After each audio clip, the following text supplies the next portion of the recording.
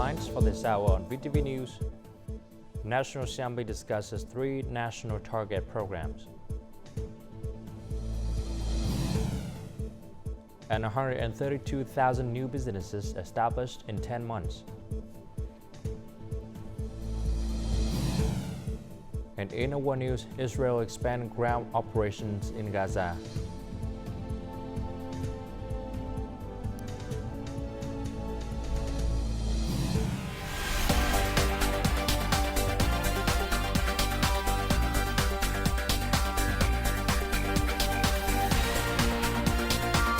Broadcasting from Hanoi, the capital of Vietnam. VTV News starts right now. Hello, it's 3 p.m. local time in Hanoi. You're watching VTV News. During the 6th session on Monday morning, the National Assembly held a plenary session to discuss the implementation of the National Assembly's resolutions on the National Target Program for building new-style rural areas, sustainable poverty reduction, and socioeconomic development of ethnic groups and mountainous areas. According to the report, many National Assembly deputies agree that the implementation of national target programs in recent times has been effective and has had a significant impact on society. In terms of the results achieved by the 3 national target programs, the issued documents are relatively comprehensive, meeting the basic requirements for managing implementation and addressing local challenges. Capital allocation, inspection, and supervision are actively carried out by ministries and branches.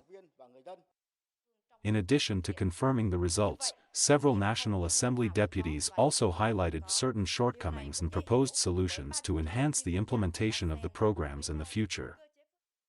We kindly request an extension of the capital disbursement period for the period 2021 to 2025.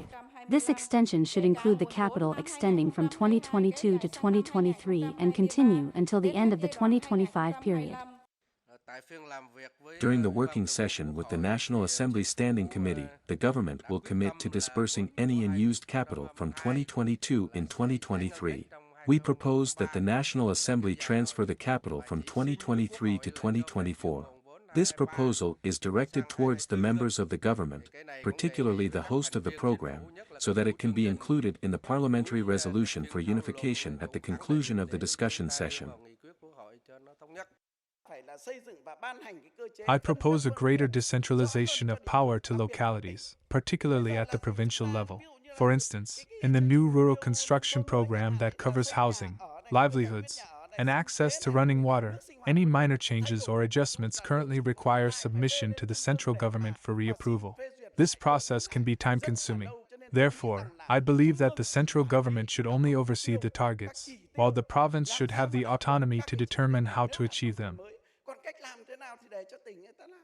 Some National Assembly deputies also suggested making efforts to improve communication work in order to. The communication approach for poverty reduction needs to be revamped. In the past year, only 1 report and 8 articles on 4 electronic newspapers have been produced regarding vocational education. Such a small number of publications raises concerns about their ability to motivate anyone. Additionally, it is uncertain whether these works effectively reach the intended impoverished individuals and target audience. Further raise people's awareness. On Monday afternoon, the National Assembly will continue discussing these matters in a plenary session. On Monday morning, Prime Minister Phie attended the signing and implementation ceremony of Block B Ô gas power project chain, which is the largest gas power project chain in Vietnam. The project has a total investment of nearly $12 billion. According to Petro Vietnam's report, the Block B gas mine was discovered in 1997 and its commercial declaration was made in 2002. However, after more than 20 years, the mine cluster remained unexploited and implementation has been slow due to difficulties and obstacles in mechanisms, policies, and procedures. Despite these challenges, the project plays a crucial role in balancing electricity supply and demand, ensuring energy security and national food security, promoting green energy conversions, and driving socio-economic development in the Mekong Delta. Additionally, it contributes to strengthening national defense and security, as well as protecting Vietnam Island's sovereignty.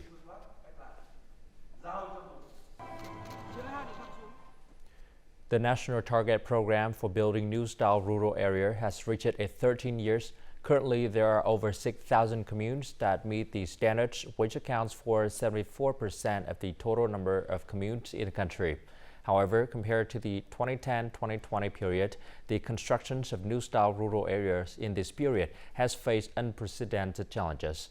Many localities have experienced stagnations in building new rural area and have struggled to maintain the required criteria. Hồng Giang Commune has been recognized as a new style rural area since 2016. However, various infrastructures have now deteriorated. This cultural house has recently undergone an upgrade after 12 years of use. Some roads that were built many years ago have deteriorated.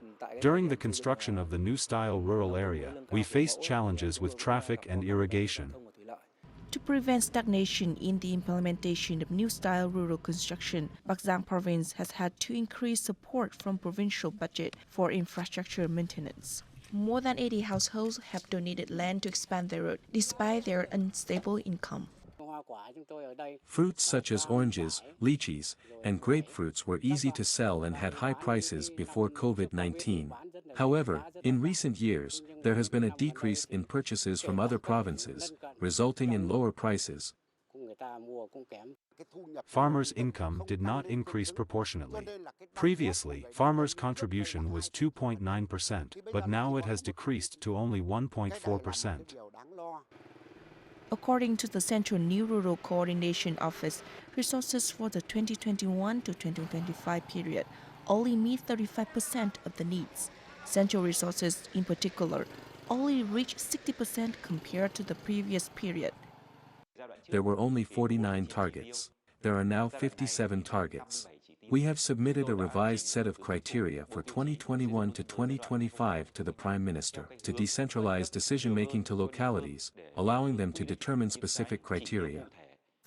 Meanwhile, as more communes adopt the new style commune criteria for the period 2021 to 2025, there has been a decrease in the number of communes that meet the standards. Thừa Thiên Huế province, for example, has reduced 26 communes, while Ninh Thuận province has reduced 19 communes. Achieving the goal of having 80% of communes meet the standard by 2025 will be a challenge.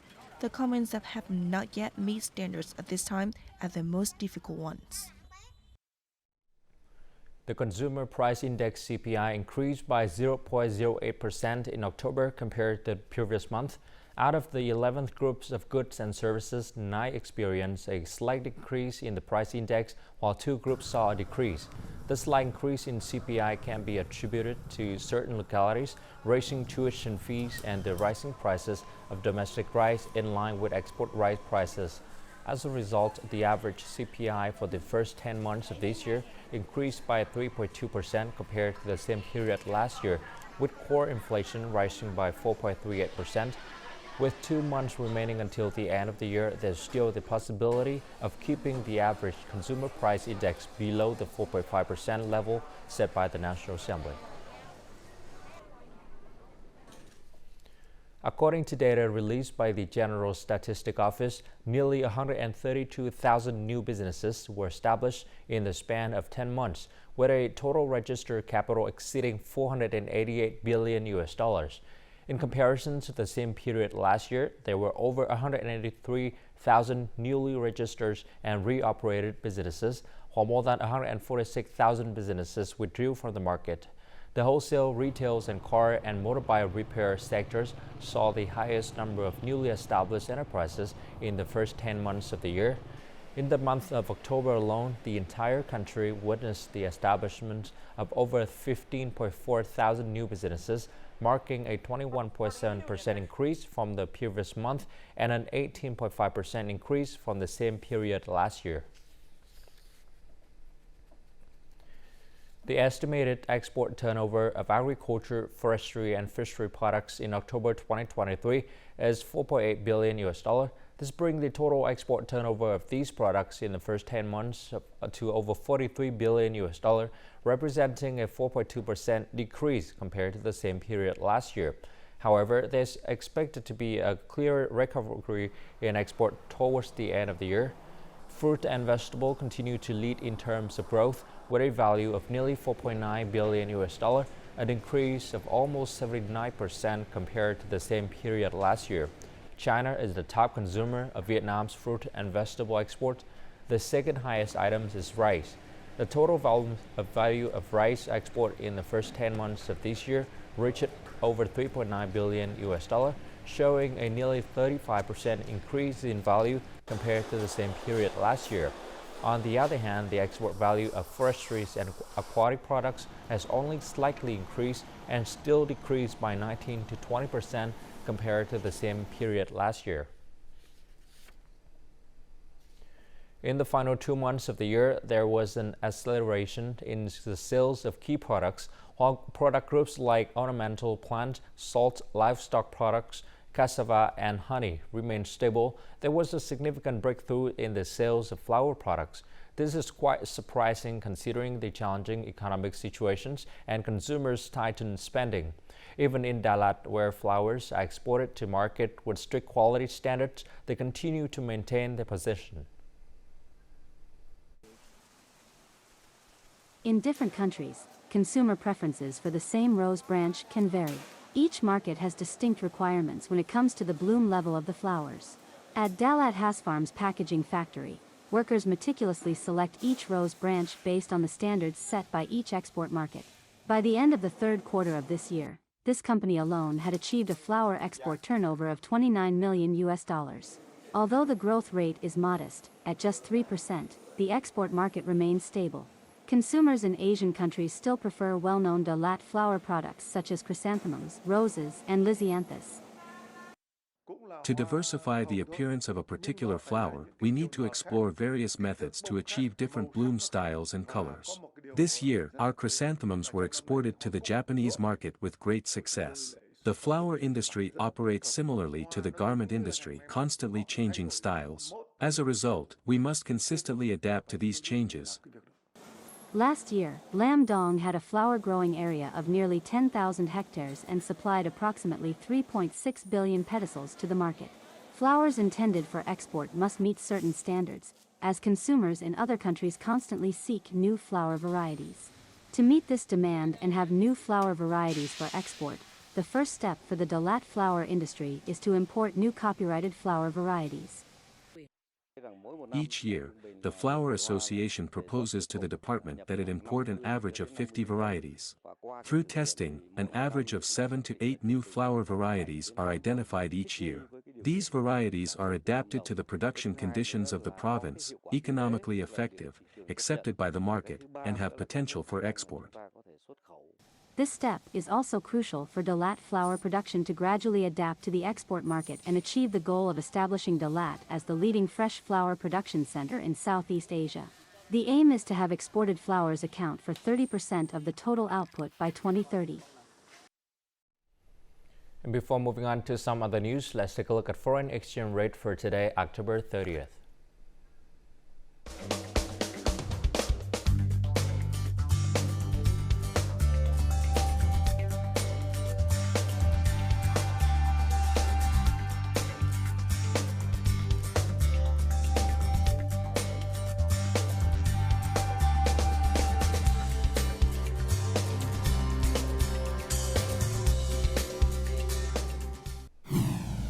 Coming up next on VTV News, Haiphong City collects single-use batteries to protect environment.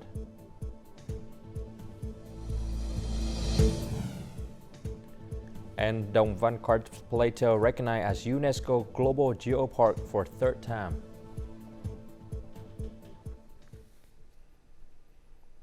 From Sunday night to Monday morning, the central region experienced widespread thunderstorms. Specifically, Hà Tĩnh to Quảng Trị received very heavy rain, with rainfall reaching approximately 300 millimeters.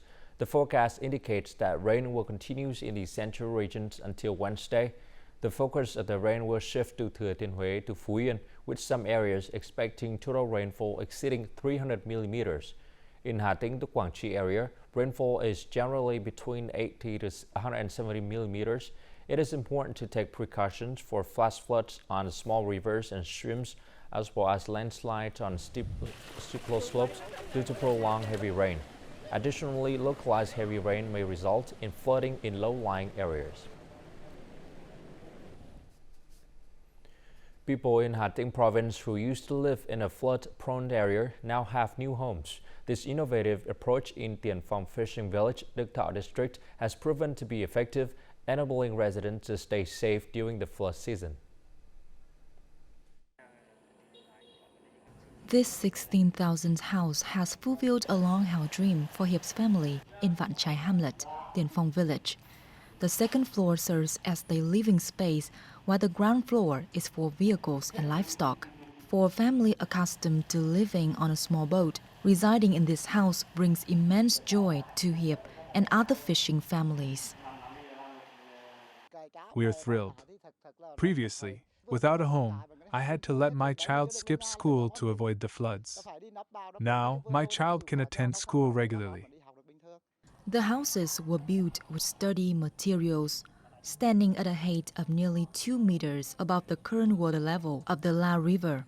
The district and communities have also enlisted the help of different organizations and youth teams to quickly assist residents in transit. With secure infrastructure, people's lives are protected, allowing them to focus on their businesses and economic development.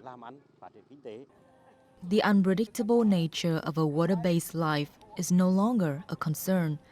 Children can now focus on their education without worrying about floods. The transformation in this previously flood-prone region occurred less than a year ago, thanks to the efforts of local authorities and the entire community. Disposing of used batteries in a landfill is harmful due to the presence of hazardous heavy metals and toxic chemicals. If not properly treated, these substances can seep into the soil and contaminate both the land and water sources. The recommended approach is to collect used batteries in a bin until you are ready to take them to an appropriate disposal facilities. Our report from Hải Phòng City. A small battery can pollute 500 liters of water or 1 cubic meter of land over a span of 50 years. In light of these potential environmental impacts, residents in Lê Lợi ward frequently bring their used batteries to local collection points for recycling. We were unaware of the impact of improper battery disposal on the environment. However, after receiving guidance on how to handle used batteries, we have developed a good habit of protecting the environment. After residents became aware of the issue, they brought their used batteries to collection points. Sanitation workers collect the used batteries for proper handling. Hải Phòng authorities have implemented measures to address the habit of locals throwing old batteries in trash bins. People are now being advised to separate domestic waste and used batteries. Currently, there are over 13 collection points in the city, and authorities are planning to extend this initiative to other districts. Residents are encouraged to adhere to regulations regarding the collection of used batteries. They greatly appreciate and support this campaign. Their environmentally friendly waste disposal habits will contribute to environmental protection.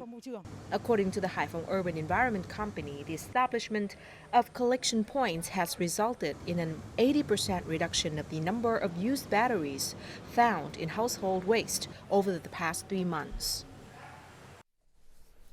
The northern mountainous province of Hà Giang held a ceremony on October 29th to receive UNESCO recognitions of the Đồng Văn Karst Plateau as a global geopark for the 3rd time. During the event, the province also launched its 9th annual Buckwheat Flower Festival in 2023. This festival aims to honor the buckwheat flowers, which are the most iconic flowers of the province, as well as showcase the unique cultural values of the local ethnic people. The number of visitors to Hà Giang has seen a significant increase, rising from just 2,000 visitors in 2010 to 2.2 million in 2022. It is expected that this figure will surpass 3 million visitors this year.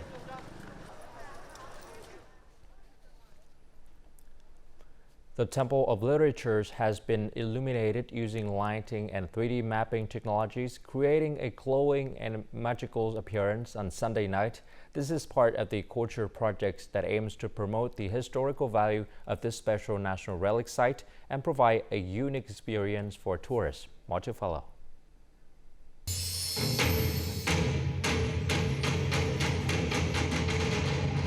The night tour utilizes modern 3D mapping technology to project vivid images and share stories about Confucianism, the country's history, and its sages. The 3D projection mapping, centered around the theme of the quintessence of education, has generated excitement among visitors. I have been living far from Vietnam for the past 30 years. This is my first time visiting the Temple of Literature, and I find the night tour to be absolutely amazing. The historical landmark came alive with 3D images and animations, providing visitors with authentic experiences. They immersed themselves in a space filled with light, sound, and a sense of bright. The night tour to the Temple of Literature is the fourth in Hanoi, following night tours to the Hoa Lao prison relic, the Thăng Long Imperial Citadel, and the Vietnam Museum of Literature. Hanoi night tours have made a lasting impression on visitors.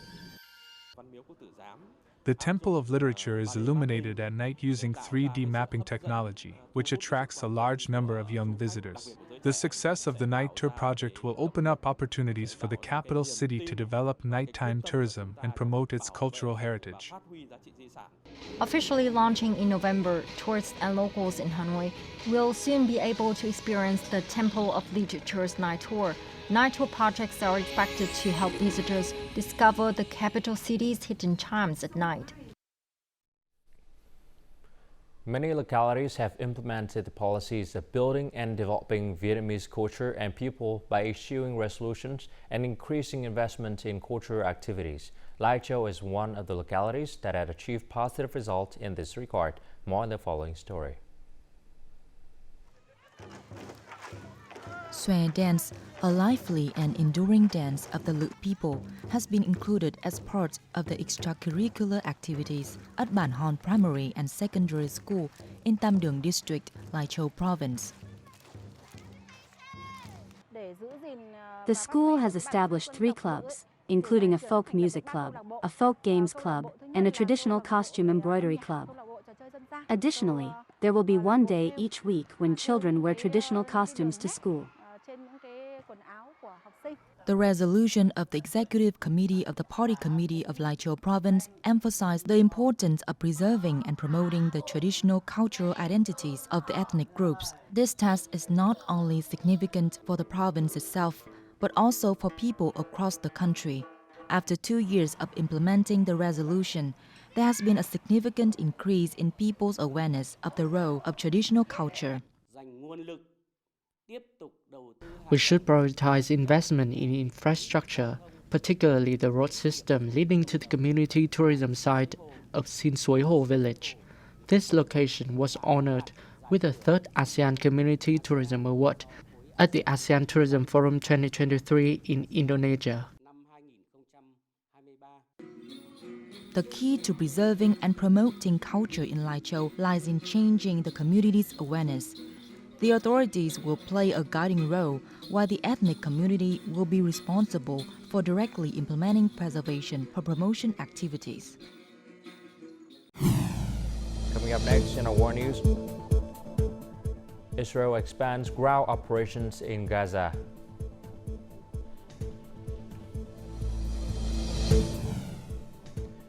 And humanitarian crisis worsens in Gaza.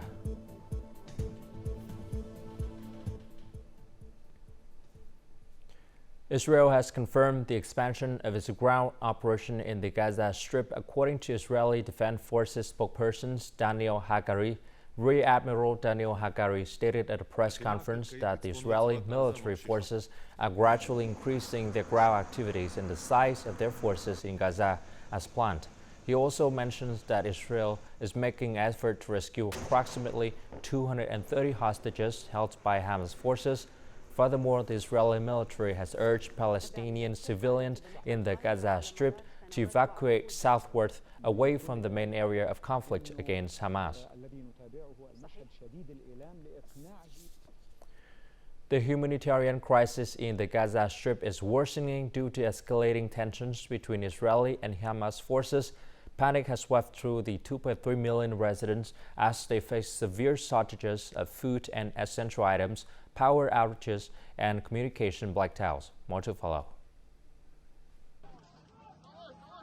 Thousands of Gaza residents broke into United Nations warehouses on Sunday, grabbing flour and other essential items.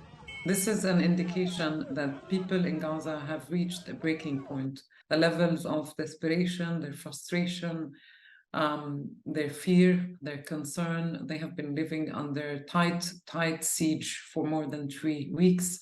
Bombardments continue. They have lost so much. The destruction of phone and internet connections has isolated people in Gaza from the world. The communications blackout has spread panic everywhere, as people try to reach family members in other areas to check if they are safe, but the phones have been cut off since Friday last week. We heard on the radio that there is no more internet. Not one signal bar to call or use mobile data. Humanitarian organizations said the blackout was impeding life-saving operations and preventing them from contacting their staff on the ground. Tech billionaire Elon Musk said on Saturday that SpaceX's Starlink would support communication links in Gaza with internationally recognized aid organizations. The Israeli government announced that it would use all means at its disposal to fight Musk's decision. Trade and economy officials from the group of 7 wealthy nations reaffirmed their commitments on Sunday to collaborate in ensuring smooth supply chains for essential goods despite global uncertainties. In a joint statement issued during a 2-day meeting in Osaka, the G7 nations pledged to uphold a free and fair trading system based on the rule of law, while also strengthening economic resilience and security. The meeting took place against the backdrop of concerns among developed nations regarding the stability of the supply of computer chips and essential minerals such as lithium. These resources are crucial in the context of the growing demand for electric vehicles and other green energy technologies. And now, as usual, let's continue with the weather forecast.